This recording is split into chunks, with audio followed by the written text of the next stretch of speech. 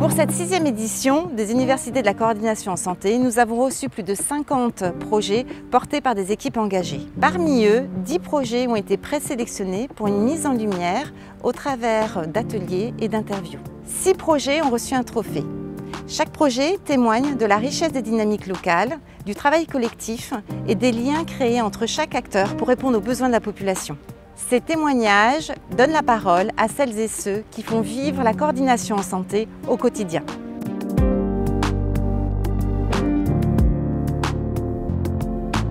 Je suis Louise Alelou, directrice de l'antenne sud du DAC de l'Isère. Notre projet, ça a été de pouvoir adapter la méthode Alarme, qui est une méthode de qualité de gestion des risques, pour l'utiliser comme un outil d'analyse des ruptures de parcours de santé. Donc du coup, on est parti de 2 constats. Le premier constat, c'était que finalement, en fait, les situations avec des grosses ruptures de parcours de santé, on pourrait les définir comme des événements indésirables graves. Et l'autre constat, c'était qu'en fait, en termes de méthode qualité et d'analyse de gestion des risques en DAC, ces méthodes-là sont peu utilisées. Donc finalement, les objectifs, ça a été de pouvoir adapter cette méthode de gestion des risques à notre activité de dispositif d'appui à la coordination, pour en faire un outil d'analyse des situations en vue de l'instauration de l'Observatoire des ruptures de parcours de santé et un outil d'animation territoriale et de soutien des professionnels pour mieux comprendre ces ruptures de parcours. Les personnes qui peuvent bénéficier de ce projet, ça a été du coup les partenaires avec qui on travaille régulièrement sur le suivi individuel des situations complexes.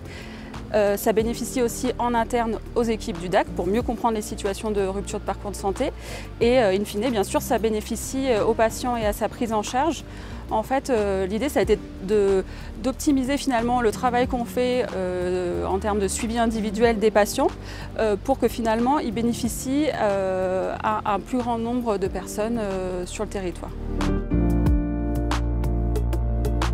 Les partenaires du projet, ce sont les professionnels de santé qui sont issus soit du libéral ou d'établissements de santé, les professionnels médico-sociaux, on va être plutôt sur des services d'aide, services de protection des majeurs notamment, et des professionnels sociaux comme les assistantes sociales ou des services d'éducateurs.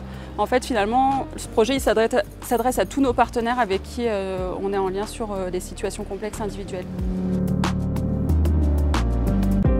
Ce projet, dans un premier temps, déjà, il est innovant par la méthode. En fait, quand on a cherché comment analyser ces causes de rupture, on a eu le choix entre deux possibilités. Finalement, le questionnaire qui a été mis à disposition dans le guide méthodo sur les observatoires, qui est un questionnaire de plus de 30 questions, dont une quinzaine sur l'étape d'analyse. On avait aussi du coup le choix entre la méthode Alarme, du coup la méthode traditionnelle de gestion du risque a posteriori, qui comprend 7 grandes catégories, 35 items, et nous en fait on a eu envie de le simplifier pour se l'approprier en tant qu'équipe DAC et pour que ce soit plus lisible pour les professionnels. Donc déjà innovant par la méthode et innovant par le fait de convier en fait plusieurs professionnels de structures différentes, d'horizons différents, qui ne parlent pas tous le même langage et qui n'ont pas forcément les mêmes visions des causes de rupture. Voilà. Et puis du coup, une méthode qui s'adapte finalement aux professionnels ambulatoires, là où cette méthode était au départ plus pour des établissements hospitaliers.